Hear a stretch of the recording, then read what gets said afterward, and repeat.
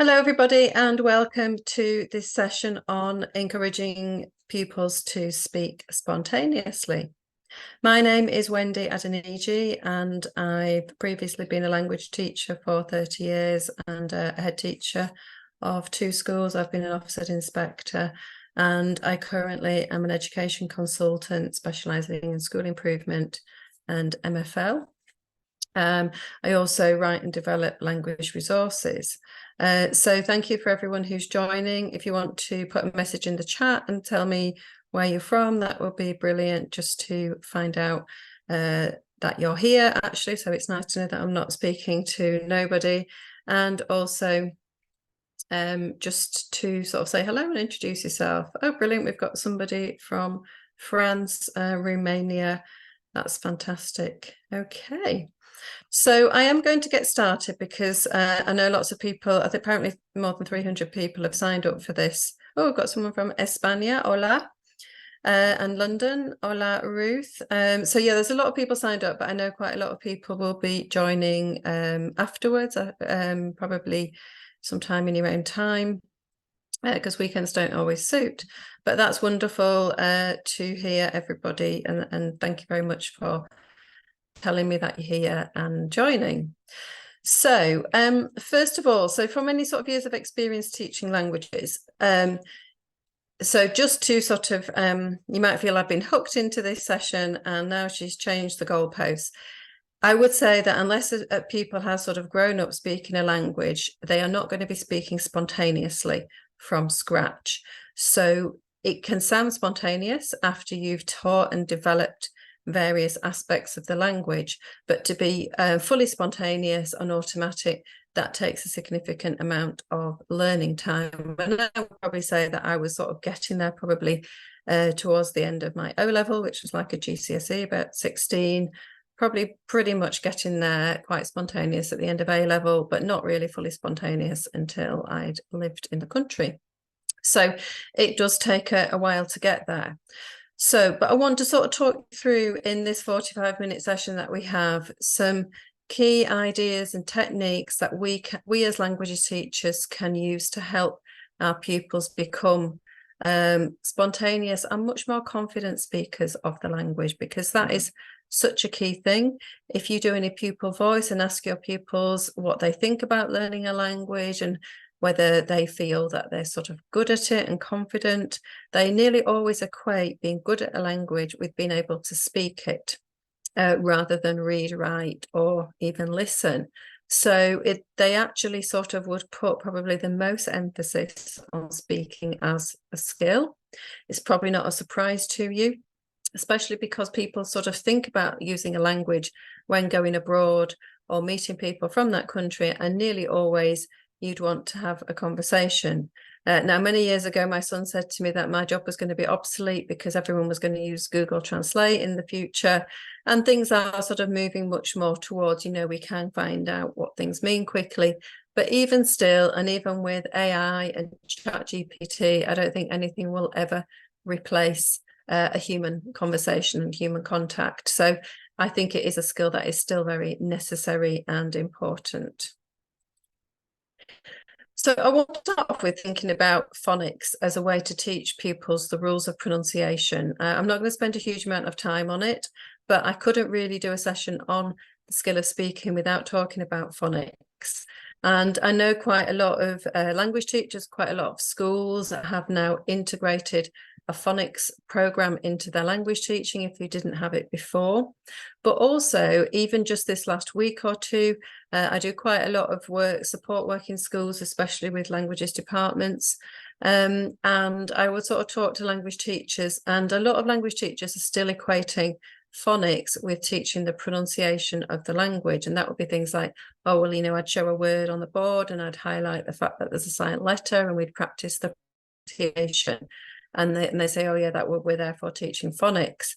Now that isn't what phonics is. So I just wanted to demystify what it is really quickly, hopefully persuade you of the importance of it, and it has a huge impact. And I've been teaching using phonics since 2010, and I've seen a massive difference in my pupils' accuracy of spoken language in French, German and Spanish through using phonics.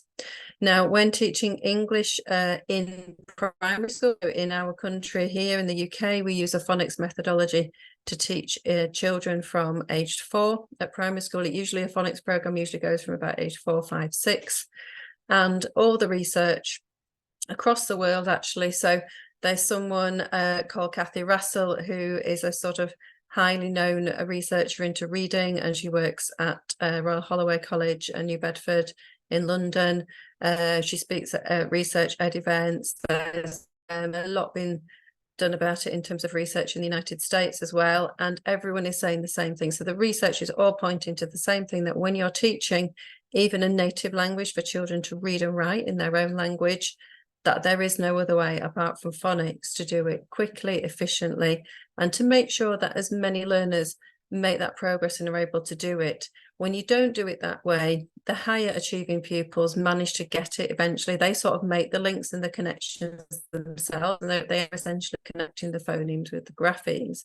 But if you don't teach it explicitly, you're in huge danger of the mid and low prior retainers, and especially children with SEN, falling behind. So all the research points to it, and if it works in teaching English, your native language, then the research also supports it for teaching a foreign language. There's some really interesting comments just on this screen, that reading isn't natural. Children are wired for sound, so speaking and listening is natural, but print is an optional extra. And so the linking of that sound to the written word is something that you have to work at. It doesn't come as a sort of natural part of the human condition. And Kathy Russell says that phonics isn't just a method, it's a vital part of the curriculum. And you either teach it explicitly and directly and well, because there's different ways to teach it, or you force pupils to work it out for themselves. Now, I was taught back in a long time ago, I was taught to read in the sort of work it out methodology, and I did eventually work it out, and then I went on to become a good reader and loved reading. But there were certainly children in my class who didn't work it out and struggled for many years. And so if we don't do that, and you probably know the same of either people of your own children or friends' children who have struggled, and if they're not taught it explicitly, that's going to sort of reduce hugely their access to the curriculum. I will be making these slides available. And if you want to know any more about just phonics in general, Kathy Russell is absolutely brilliant on it, and, you know, really interesting, really inspirational, and very much evidence-based. And she's got a fantastic research ed talk, which I've put the link to there.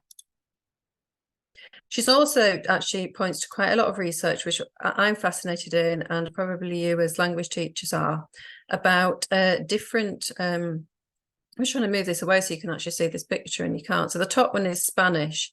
So different languages and what parts of the brain and how much of the brain are used. And there are definitely aspects which are more challenging and use more of the brain regarding print, regarding speech, and where there's an overlap according to the language and how phonetically difficult it is.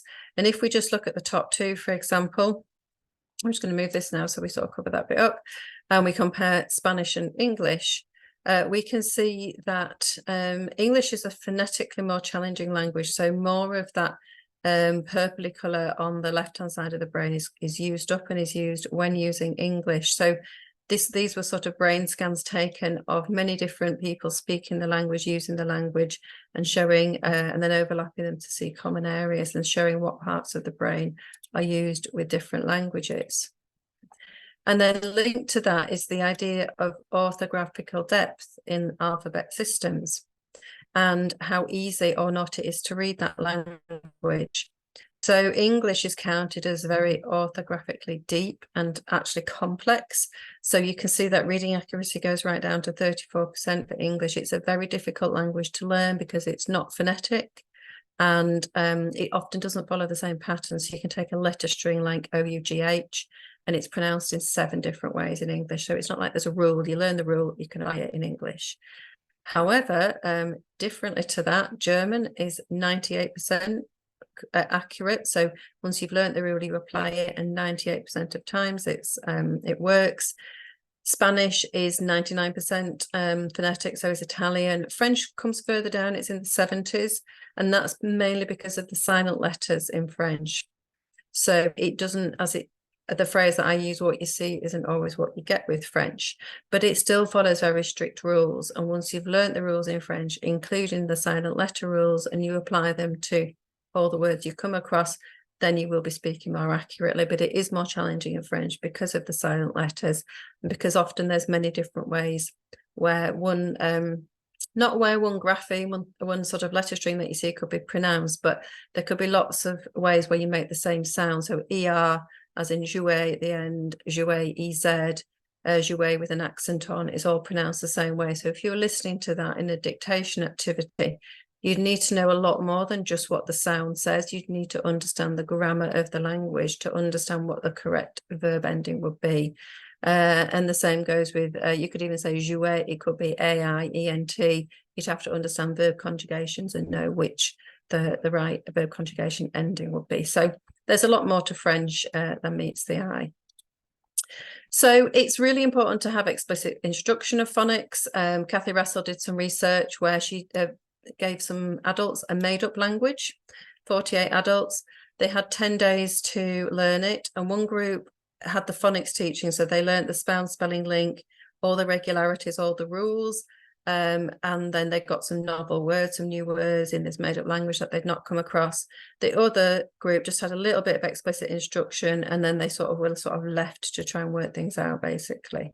So all the participants who'd had the instruction, as in the really direct, explicit instruction, performed at ceiling, as in they performed really well on those tests. But after 18 hours of training on novel words, so seeing all the individual words separately, but not being taught the phonic rules, less than 25% of these learners who learnt that way were on a par with the ones who'd received direct instruction, explicit instruction.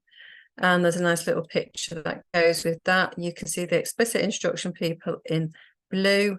Only a couple of them failed to get there, and you can see the others in red, that lots of those could not generate. The red ones could generalize, but the grey ones really struggled. And they're probably intelligent adults. If adults can't get it, then pupils that we're teaching in schools are less likely to as well. So I want to just talk you through a quick way of teaching. Phonics shouldn't take a huge amount of time. You don't need to teach a phoneme for a whole lesson. I would suggest 10 to 15 minutes of a lesson. It needs to be front loaded. All of the research says if you're teaching primary, you should be doing it in year 3, maybe a little bit into year 4 to begin with, when you're introducing new phonemes. At secondary, it should be year 7. Ideally 1 phoneme a week in year 7, and you take the difficult phonemes, the ones that are different from English. You don't need to teach every single phoneme. So I've got a whole load of planets with different phonemes in front of you there. And in French, there are 36 phonemes. In English, there's 44 altogether. When you compare the two languages, only 22 in French are difficult, are different from English. So you just focus on those because pupils will pronounce the other ones correctly. In German, there's 44 phonemes, and you need to focus on about 30. In Spanish, there's 25 phonemes, and there's around 16 that are more challenging. So I would suggest some micro listening activities, and this is it's based on the English teaching of phonics in primary schools, which I did some teaching in a primary school and observed phonics teaching and developed this method using that. So first of all, I'd ask pupils to review some previously taught phonics. So obviously reviewing is always good. I'd then ask them, think of any words with the wa sound in. I'd then ask them to think of any words with a particular sound in, and I'd then write some words that the pupils give me on the board. They would have had to have a few weeks of learning the language to hook their learning to. So in year 7, I wouldn't start until about now, but after half term. If I said wa, they might say words like toi, oiseau, poisson, croissant, noir, bonsoir, perhaps. I'd write those words on the board, and I'd draw a square around the focus grapheme, which will be OI. The reason is that sometimes there's more than one way that a word can be spelled with the same sound. Like we said, the I sound before, also the on sound could be spelled EN or AN. So it helps pupils to make that sound spelling link. We then have a quick look at some words that are going to come up in our planet. We're going to visit la planète Wa really quickly. I'm going to zoom through this and we'd hear 300. I'm going to go really quickly through that. We'd hear some words, we'd see some words that have that sound and we'd make that link. We'd do a micro listening activity where they'd hear two words and you could do this yourself. So you could just say two words and they've just got to tell you, is it the first word or the second word that has the sound in? And also eventually they start listening to songs and rhymes and I'd ask them to do a tally of the number of times they just hear the sound. So we're keeping it at the micro level. We're not actually listening for meaning or comprehension yet, which is a really important step in the skill of listening that often gets missed. So these are our sort of two sound, and then we get to see them afterwards. So we've heard Marie-France and Francois, we then see them. We then have a go at saying a simple rhyme in pairs. That's got lots of examples of the focus phoneme. Une oie, deux oies. Not going to play the whole thing, but that's a simple little French game that pupils can practice. It could be alternatively a tongue twister, like this one, with lots of examples of the focus phoneme, and I would practice it a few times with them, get them to practice in pairs. Sometimes they like presenting it, although that can take a little bit more time. I would then give them a series of new words, novel words that they've probably not come across, that would both practice the focus phoneme, but also a previously learnt phoneme as well. So we're bringing in prior learning here. I might give them, I might say a few of those words and ask them to transcribe as well. So they're practicing the skill of dictation, listening. And then finally, I would play the correct version. I'm not going to play all of that for you, but that would be them hearing the native speaker pronouncing it correctly.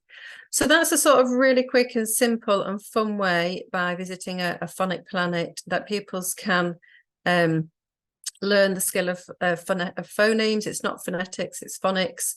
And it's a program that could be put into year 7. And I've had lots of really good feedback about it. Around 2,000 schools use this already and are very positive about it. So more information can be found on speakeasy.net, speakeasy with an I. And I've also recently developed some interactive individual activities that pupils can use to practice each phoneme separately.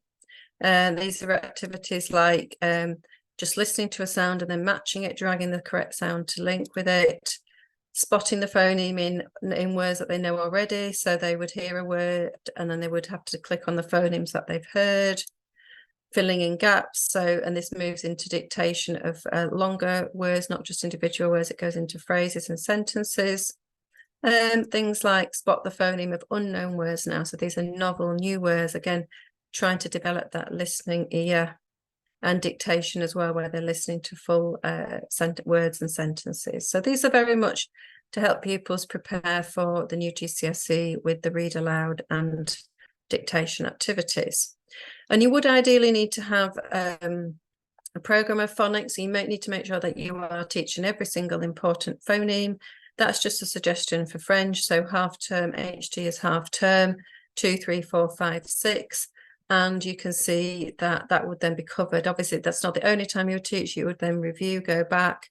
And sometimes into a year 8, you'd need to do a bit more practice. But if you have a really strong phonics program in year 7, the brilliant thing is that pupils become much better speakers.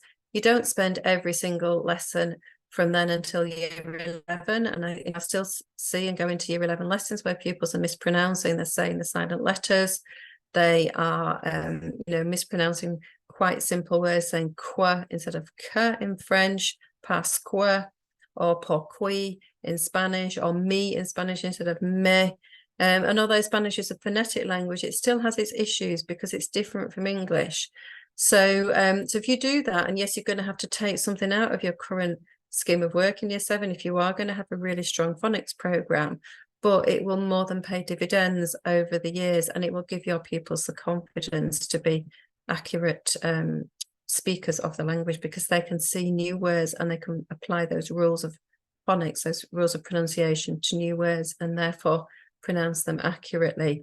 You don't have time to teach them the accurate pronunciation of every single new word and send them away and ask them to learn that, as well as the spelling and the gender, if it's a noun, because that's a cognitive overload. So if we can reduce it right down in French to say just 22 phonemes plus the silent letter rule, that's much more accessible than them learning, say, 2,200 separate pronunciations, which was how I was taught French back in the day. And again, the same with Spanish, if they just learn those 16 difficult phonemes. So it's very efficient in terms of time. It's this idea of direct instruction, and phonics, there is no other way. So do have a look at the website if you want more information about that, or some sample resources. The next thing I want to talk about today is group talk. And this is a methodology and technique that was developed by Greg Horton back in around 2008. And Greg Horton was a lead practitioner at the time. He still is teaching languages. And it actually won a European award for languages. And I first discovered it, I think, 2 or 3 years later. And in 2011, I started using this methodology. And that year I happened to take a group of year 7s, 2 classes in year 7. I took them all the way through to year 11, and they took their GCSE in 2016. So it was interesting to see that technique. And first and foremost, the pupils really enjoyed it. They loved it as a method for practicing Spanish. In that case, it was. And secondly, and very importantly still, they got the best speaking exam results that I've ever had. And I had 1 higher prior retaining group and 1 low prior retaining group. So it worked for different ranges of ability. So I want to talk you through what it is. It's not just me that's used it, many people used it, and it was something that was very popular many years ago. And it's something that I think people have perhaps forgotten a bit. And I chatted with Greg Horton, and with his permission, he's kindly allowed me to use some of his original materials, and I've also developed some of my own materials to go with that and further support teachers in being able to use it and implement it in their own classrooms. So what is it? It's about encouraging pupils to use the language of conjecture, and more the sort of language that they are using in their everyday speech, and things that they're chatting about to their friends, when they come in on a Monday morning or they're on the school bus. What are they chatting about, and what sort of language in English are they using? And it's more opportunities to think, suppose, and estimate. What sort of things are they into? Probably whatever's on TV at the moment. It could be anything. These are things that I'm guessing they watch, but they're probably into YouTubers and different games, football, I'm sure, fashion, whatever it is pupils are into, they can talk about. A really nice quote here from the judges who judged it. They were amazed to see groups in particular of teenage boys talking about sport, cars, school uniform, and the fact that the conversations were organic and pupils were not speaking from a script. So that does sound like spontaneity to me. And when I heard about that, I thought, well, I want to find out more and try and implement this in my classroom. So what is the difference? Only the target language is spoken, so you have to be quite strict on that as a teacher. It's an interaction with a small group of pupils. Now, I personally don't like tables to be in groups in my lessons, because it often means that some pupils have either got their back to me or only side facing me. So I'm traditional. I like my classrooms in rows, but I always set it up for group talk where the pupils know who are the ones who have to turn around and talk to the people behind them. So it's sort of set up so they know exactly who their groups are. You don't have to have your classroom set up in group fashion if that's not your thing. As we know, it demands opinion, conjecture, debate, discussion, often colloquial language, and obviously you have to teach that. And then responses, they don't start off spontaneous to begin with, and pupils are often got word mats and support mats, but eventually over time, I can promise you that they definitely do become spontaneous. And that is the brilliant thing. Through practice over and over again of the same sentence stems, the same language of conjecture, then that becomes part of their repertoire of language, as it were, that they can use.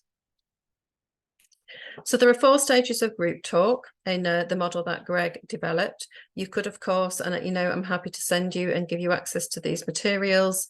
You could, of course, develop your own and amend them if you wanted, but they're quite logical in terms of how they progress. You would tend to use stage 1 with year 7, which is just exchanging and responding to simple opinions. Stage 2, you tend to use with year 8, a short discussion. Stage 3, reasons, preferences, talking across timeframes. You tend to use that with year 9. And level 4, You tend to use that at Key Stage 4, so more developing a line of thought, balancing an argument. So you'd be teaching some of this sort of colloquial type language. I thought I'd have a German example here. German often doesn't get a look in. And you can also, if you want to encourage certain language amongst the pupils, you can give them group talk cards, what I call to spend. So we've gone back to French now. But if I've taught certain phrases, I might give them either like a bit of a bingo card and they have to cross it out whenever they use that in the conversation, or they could have it as separate pieces of paper, which is a bit more fiddly to cut up, and they have to spend it and put it in the middle of the table once they've spent that, and their objective is to try and spend and use all their cards. And that's a great technique actually for any speaking activity. That's not a role play where you have to sort of say certain words, where there's a bit more opportunity for creativity.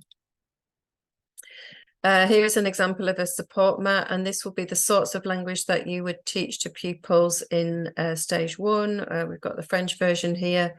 I personally always think it's really important to have the English translation in a support mat, certainly to begin with, because otherwise they might not be sure about what they're saying.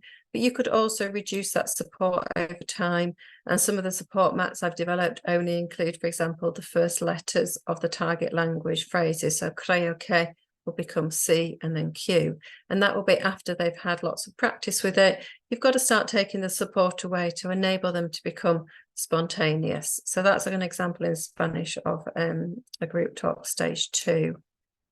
We've got a group talk mat in with stage 3 here in German. So here you can see there's question words in every stage. So there's the eliciting of preferences like was findest du besser, was isst du lieber, what do you prefer? And then there's simple things like, yeah, good idea. Firstly, I think I like something because. So obviously the things in brackets are to do with a particular topic, but the idea here is that these can be used across many different topics.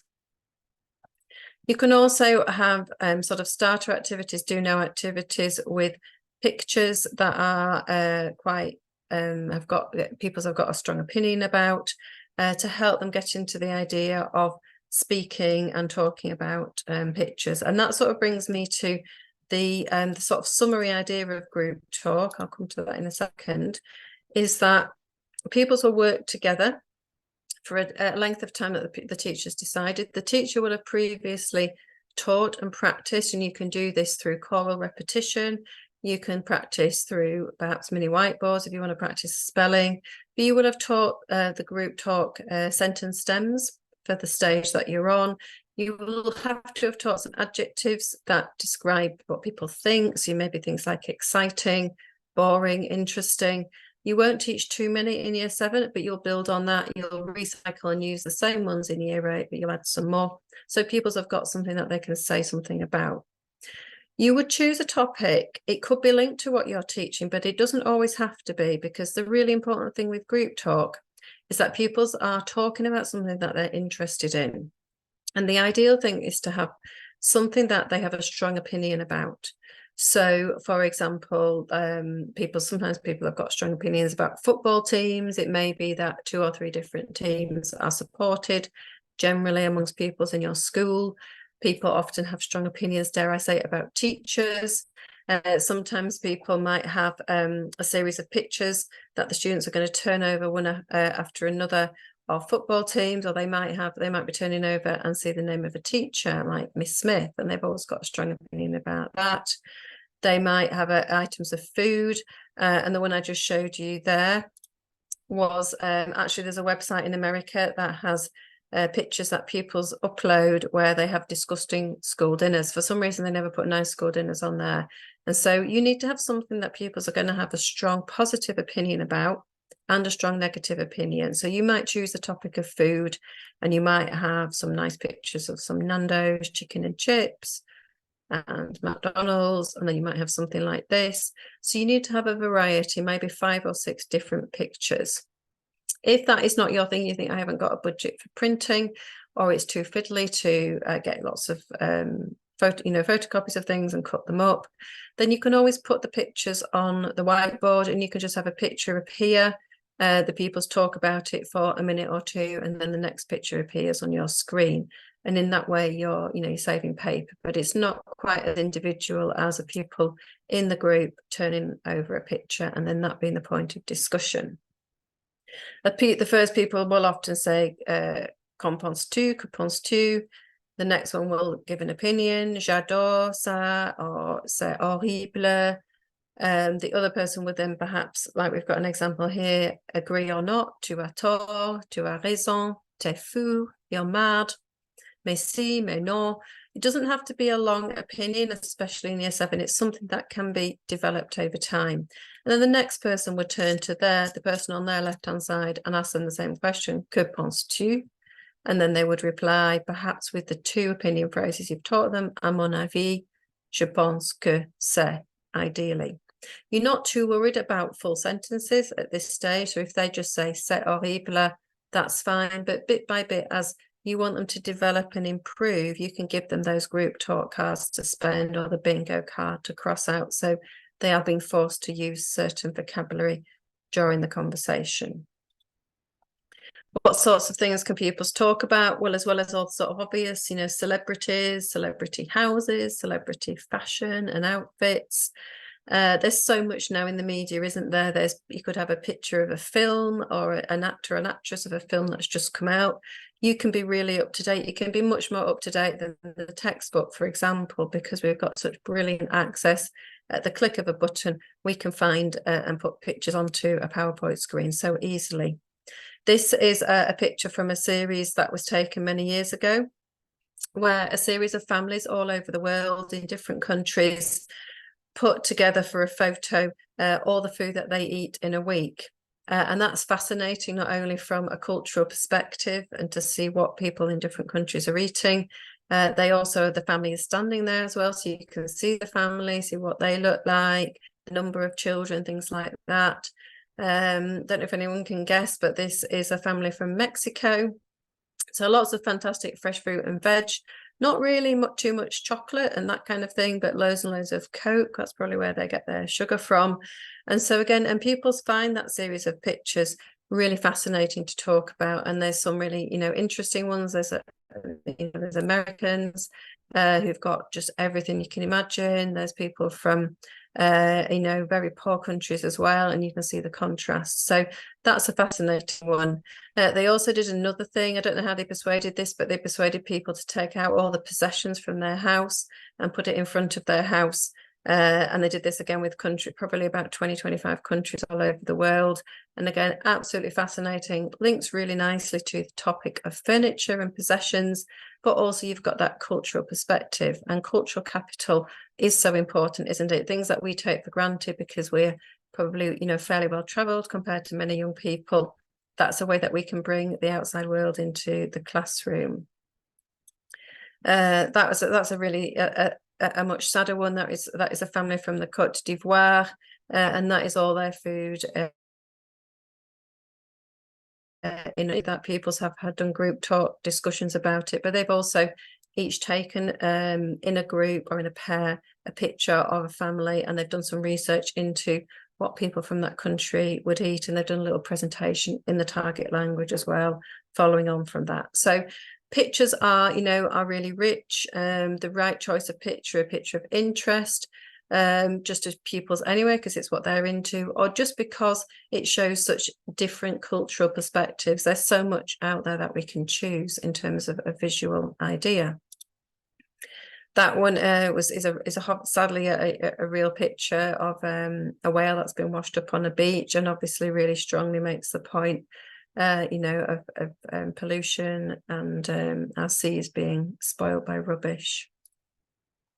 So you're probably sort of thinking, well, what does this actually look like in action? And I can show you a couple of videos now of this from Greg Horton's school, the Wilden School, which he kindly has given me permission to show. So we're going to see a group of Year 8 boys talking in German about school subjects. Ich denke, wieder in ja, System. 9. Schule ist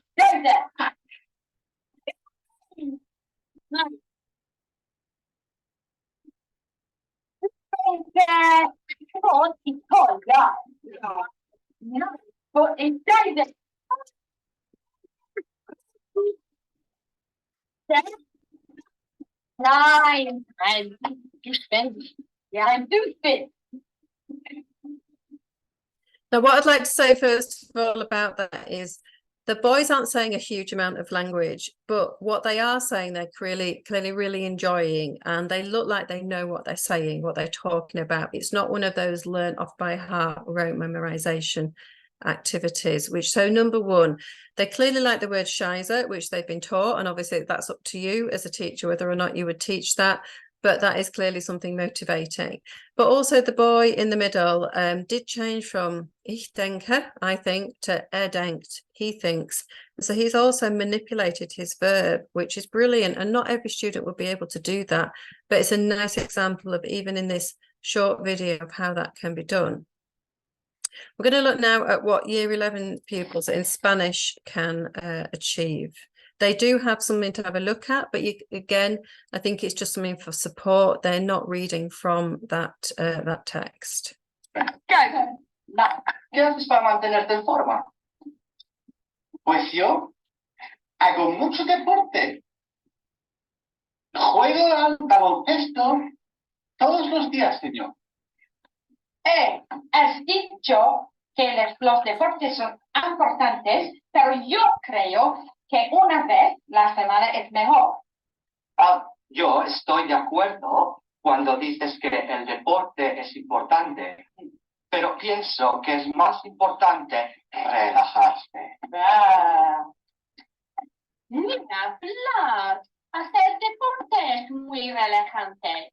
Y aunque has dicho que el ejercicio es importante, también se debe comer bien. Sí, es verdad. Entonces, tienes que comer verduras y frutas para mantener la buena salud. Pues mi madre dice que se puede comer chocolate, sí, todos los días, y no es un problema. No es un problema. Sí, estoy de acuerdo. Yo tomo las patatas todos los días y no estoy gordo. Que no. ¿Sí o no? Un momento, yo vi Super Size Me y se trata de un tío que come demasiadas hamburguesas. Sí, tienes razón. Estaba muy malo. Sí, estoy de acuerdo. Es un profesor de ciencia. Bueno, hablamos de la salud, ¿no? Pero, ¿qué piensas de las drogas? Pues, por una parte, está el cannabis bien, pero por otra parte, está la heroína muy peligrosa. Sí, estoy de acuerdo. Tú dices que el cannabis es... Okay, so I'm just going to stop it there, and it was lovely to see all your clappy hands and smiley faces going up. I actually showed that to my, I think they were in Year 9, my Spanish class, and I said, you know, you're going to be like that when you get to the end of Year 11. They were like, no, miss, we never will be. And they were pretty much there, as you know, the group that did the higher exam were pretty much there and did brilliantly. What I really liked there were all the things in yellow came from their speaking mats, not just things from level 4, from grade what would we call it, stage 4, which is the stage of Key Stage 4, but they were also using previously learnt phrases that have been recycled and practiced over and over again, and you can see that there's a level of spontaneity starting to happen because of that level of practice. So if you were wanting to put this into practice in your school, by the way, I can see there's quite a lot of things in the chat, and I'll go on to the chat in the last 5 minutes and answer your questions. So I'm just going to move on, and maybe some of my questions might be answered while I'm doing this, and then we'll do questions at the end. So first of all, you would need to agree on it as a departmental focus and build some objectives into your existing schemes of work and make it part of your short-term planning. You do need some resources, whether that be things that you're going to print out and give to pupils, or like I said, you can do the PowerPoint version And you would need to keep them up to date in the sense that, you know, we've got a new I'm a Celebrity starting soon, haven't we, with lovely Nigel Farage, I believe. And so you need to have sort of the up-to-date people in things like that. And it's a good idea to have a display of group talk phrases in the classroom, a bit like, you know, the 4 stages of the speaking mats. And I would suggest with the English meaning as well, just to make it absolutely clear. What's also nice is that younger students in year 7 and 8 can see some of the older group talk phrases and start looking at them and thinking about them as well. I would say it needs to take place regularly. You can't do it once every half term because they forget everything. So I would say what works is no less than every 2 weeks. So I built it into my lessons every 2 weeks. I had around a 10-minute slot. Some of it you need an introductory lesson. You need to teach them and practice the language first before you go straight into the group talk activities. You can use things like Sanico Connect as an oral speaking mat and get pupils to talk about the pictures in groups, and you can actually record those group conversations as well, which gives an added flavour and also an incentive to pupils to do as well as possible. And you can sort of challenge pupils to have their first ever real conversation. I would put a timer on the board to begin with, and I would say, right, we're going to go for 3 minutes. Let's see, and I'm going to circulate the room. Let's see, and don't want to hear a single word of English. Can we do it? Which group, which team can do the best and can get to 3? And at the beginning, they might struggle with that, or you might just want to start with 1 or 2 minutes. And then what happens is over time, you build it up. By the time they were in year 9, my top set would do it. We're managing 10 minutes. My lower ability class were managing less, but they were still able to do quite a lot. Like I said, it's a good idea to have a support mat. And then over time, how can you make it more challenging? You can introduce more advanced language and structures, use increasingly complex scenarios, demand balanced views, use maybe text stimuli as well as pictures, allow some preparation for the task with some note taking, and even some model dialogues, for example, to show pupils what a good one looks like, what a good conversation, like the video that I've just shown you. And what happens is pupils are more motivated to speak, they talk more confidently and naturally, and their oracy skills do improve, their questioning skills improve. It becomes a normal part of a conversation rather than that sort of rather stilted way of the teacher asking the vast majority of questions in the GCSE exam. And although this was developed many years ago, I think it's got a lot of relevance now for the current GCSE, but also as well for the new GCSE and what we're trying to do to attract more young people to take a language. So it is important to have regular practice in lessons. It starts with support and you gradually reduce it to enable spontaneity. I'm just quickly going to go through a few things that I do as well at GCSE level to practice some common questions. Over time, I give them lots of support to begin with, and then I reduce that support. So we can see we started with that.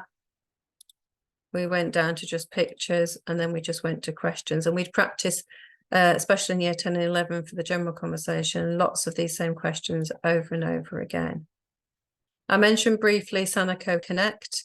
And you can assess students simultaneously as well with that. So you can ask them a question, they can all be saying the same answer.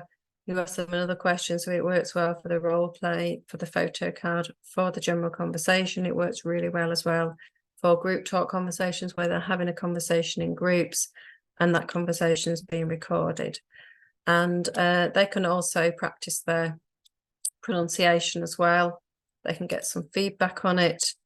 And they can be speaking simultaneously.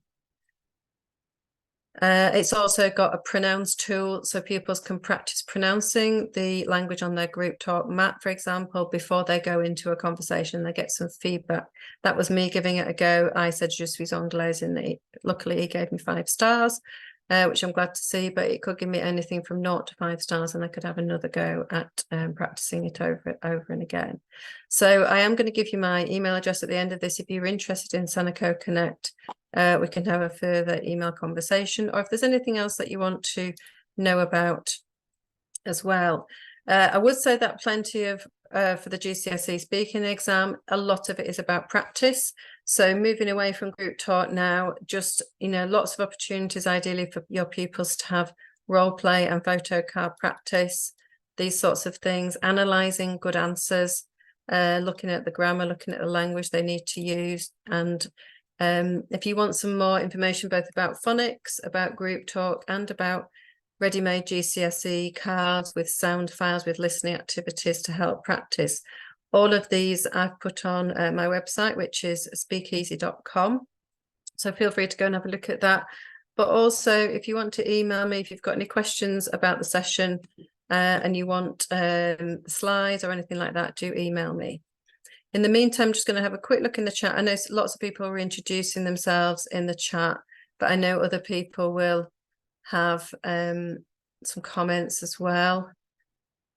So somebody's given me a great link to, classrooms around the world. Brilliant. Yes, I have come across that as well. That's really fascinating. Well, someone's put a link in of the food pictures, which was in Time magazine. Thank you so much for that, Carla. And somebody has put the possessions one, which is the mental photo. So you're a fantastic audience today because you were helping me with putting all these links in. So what a brilliant resource. They can also be used for adults. I've used lots of those pictures actually in school assemblies as well, and pupils have found them absolutely fascinating. So I hope you found that useful today. I know, Isabel Marsh, you had your hand up. Feel free if you want to put a question in the chat, and I'm happy to take that. Otherwise, thank you, everybody. Oh, we're in Q&A now. Let me just move quickly to Q&A. I don't know of any other self-study phonic resources, and that's partly why I developed the one that I've done for Speakeasy, but it gives people an opportunity to practice particular phonemes over and over again. I think that was my only question there from Carla. Okay, so thank you everyone for joining today, and it's great to see so many of you, and all the best for the rest of the lunch show, and au revoir, adios, tschüss, auf Wiedersehen. Dankeschön.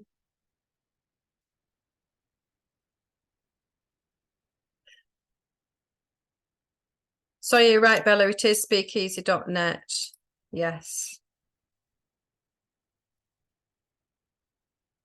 Just going to change that now because clearly I've got the wrong website, so that's not ideal.